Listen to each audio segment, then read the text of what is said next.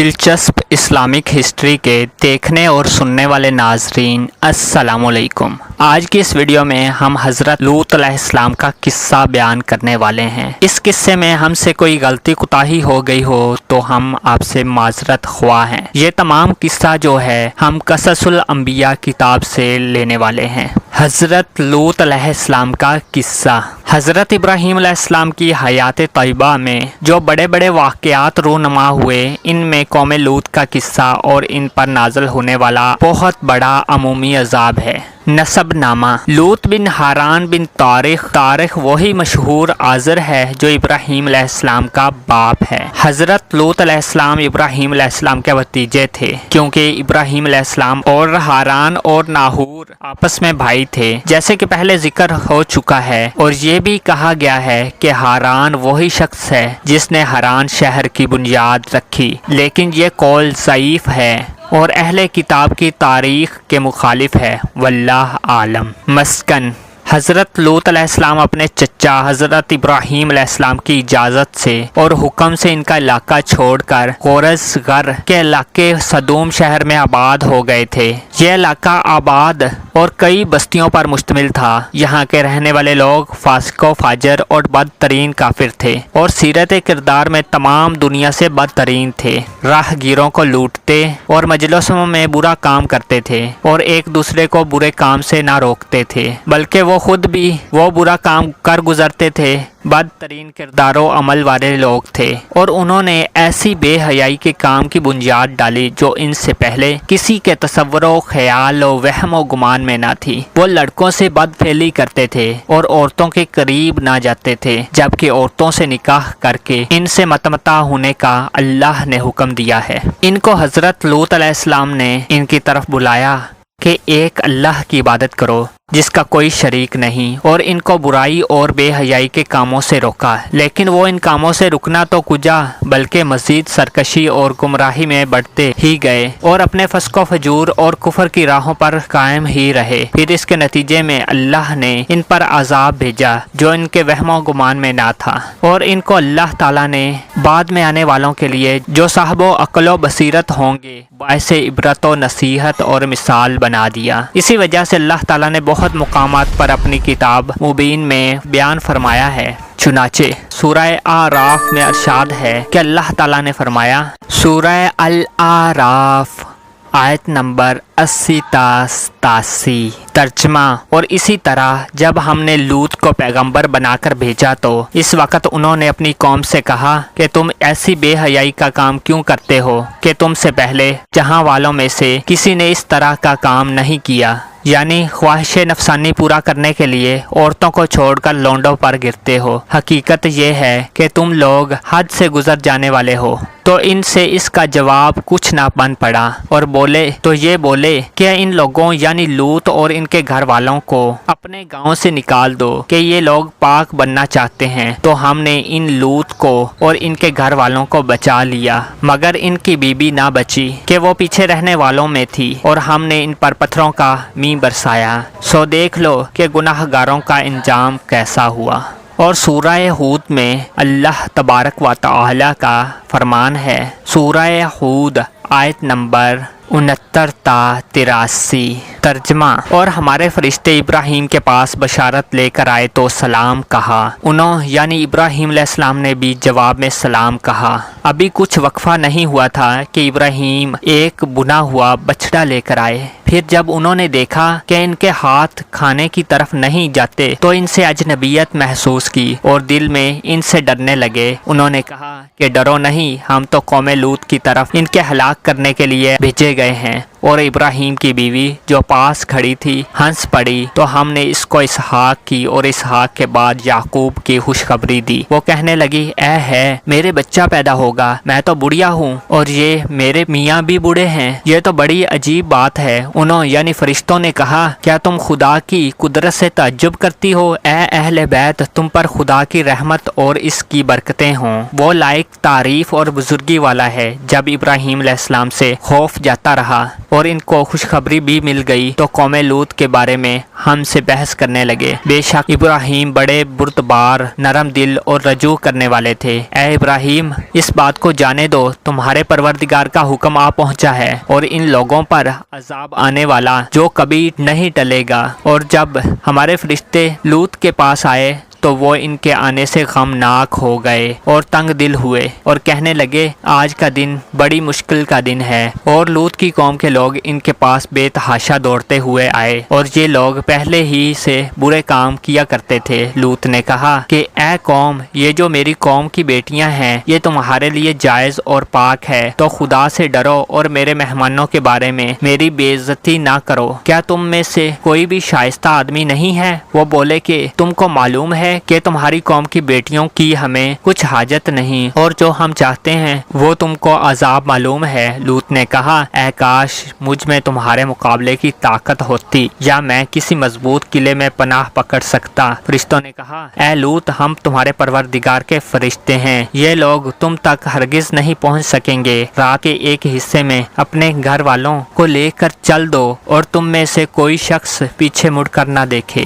مگر تمہاری بیوی کہ جو آفت ان پر آن پڑنے والی ہے وہی اس پر بھی پڑے گی۔ ان کے عذاب کے وعدے کا وقت صبح کا ہے، اور کیا صبح کچھ دور ہے؟ پھر جب ہمارا حکم آیا تو ہم نے اس بستی کو الٹ کر نیچے اوپر کر دیا اور ان پر پتھروں کی لگاتار مسلسل کنکریاں برسائیں جن پر تمہارے پروردگار کے ہاں سے نشان کیے ہوئے تھے، اور وہ بستی ان ظالموں سے کچھ دور نہیں۔ اور سورہ ہجر میں اللہ تبارک و تعالی کا ارشاد ہے، سورہ الحجر آیت نمبر 51 تا ترجمہ، اور ان کو ابراہیم کے مہمانوں کا حال سنا دو۔ جب وہ ابراہیم کے پاس آئے سلام کہا۔ ابراہیم نے کہا کہ ہمیں تم سے ڈر لگتا ہے۔ مہمانوں نے کہا کہ ڈریے نہیں، ہم آپ کو ایک دانش مند لڑکے کی خوشخبری دیتے ہیں۔ وہ بولے کہ جب مجھے بڑھاپے نے آن پکڑا ہے تو تم خوشخبری دینے لگے، اب کاہے کی خوشخبری دیتے ہو؟ فرشتوں نے کہا کہ ہم آپ کو سچی خوشخبری دیتے ہیں، آپ مایوس نہ ہوں۔ ابراہیم نے کہا کہ خدا کی رحمت سے میں مایوس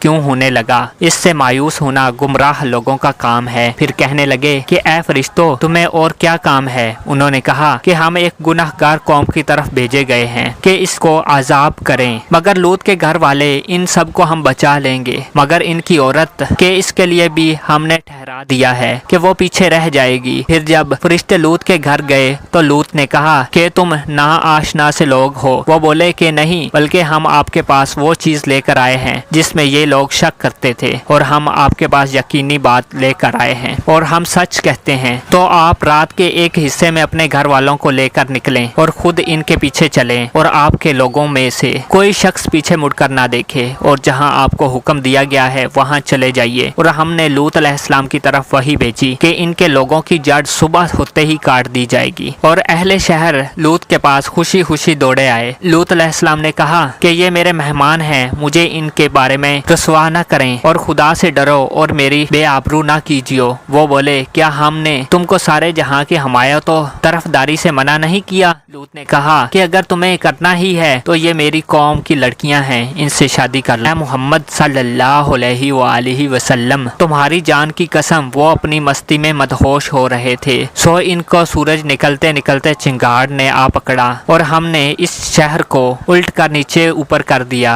اور ان پر کنگر کی پتھریاں برسائیں۔ بے شک اس قصے میں بصیرت والوں کے لیے نشانی ہے، اور وہ شہر اب تک سیدھے رستے پر موجود ہے، بے شک اس میں ایمان لانے والوں کے لیے نشانی ہے۔ اور سورہ شعراء میں اللہ تعالیٰ کا ارشاد ہے، سورہ الشعراء آیت نمبر 6 تا 175 ترجمہ، اور قوم لوط نے بھی رسولوں کو جھٹلایا جب ان سے ان کے بھائی لوط نے کہا کہ تم کیوں نہیں ڈرتے، میں تو تمہارا امانت دار پیغمبر ہوں، تو خدا سے ڈرو اور میرا کہنا مانو، اور میں تم سے اس کام کا بدلہ نہیں مانگتا، میرا بدلہ رب العالمین کے ذمہ ہے۔ کیا تم جہاں والوں میں سے لڑکوں پر مائل ہوتے ہو، اور تمہارے لیے تمہارے پروردگار نے جو تمہاری بیویاں پیدا کی ہیں ان کو چھوڑ دیتے ہو؟ حقیقت یہ ہے کہ تم حد سے نکل جانے والے ہو۔ وہ کہنے لگے اے لوط، اگر تم باز نہ آئے تو شہر سے نکال دیے جاؤ گے۔ لوط علیہ السلام نے کہا میں تمہارے کام سے سخت بیزار ہوں، اے میرے پروردگار مجھے اور میرے گھر والوں کو ان کے کاموں کے وبال سے نجات دے۔ سو ہم نے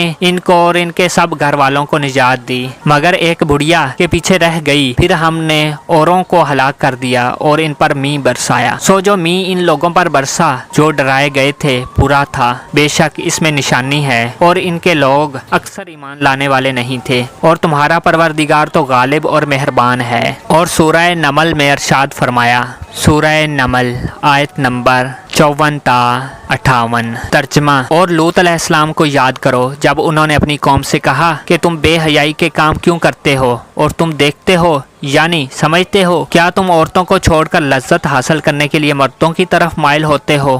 حقیقت یہ ہے کہ تم احمق لوگ ہو۔ تو آپ کی قوم کے لوگ بولے تو یہ بولے، اور اس کے سوا ان کے پاس کچھ جواب نہ تھا کہ لوط کے گھر والوں کو اپنے گاؤں سے نکال دو، یہ لوگ پاک رہنا چاہتے ہیں۔ تو ہم نے ان کو اور ان کے گھر والوں کو نجات دی، مگر ان کی بیوی اس کی نسبت ہم نے مقرر کر رکھا ہے کہ وہ پیچھے رہنے والوں میں ہوگی، اور ہم نے ان پر می برسایا۔ سو جو می ان لوگوں پر برسا جن کو ڈرایا گیا تھا برا تھا۔ سورہ العنکبوت میں ارشاد فرمایا، سورہ العنکبوت آیت نمبر 28 تا 35 ترجمہ، اور لوط علیہ السلام کو یاد رکھو جب انہوں نے اپنی قوم سے کہا کہ تم عجب بے حیائی کے مرتکب ہوتے ہو کہ تم سے اس جہاں والوں میں سے کسی نے یہ کام نہیں کیا، تم کیوں لذت کے ارادے سے لونڈوں نو عمر لوگوں کی طرف مائل ہوتے ہو، اور مسافروں کی راہ زنی کرتے ہو، اور اپنی مجلسوں میں ناپسندیدہ کام کرتے ہو۔ تو ان کی قوم کے لوگ جواب میں بولے تو یہ بولے کہ اگر تم سچے ہو تو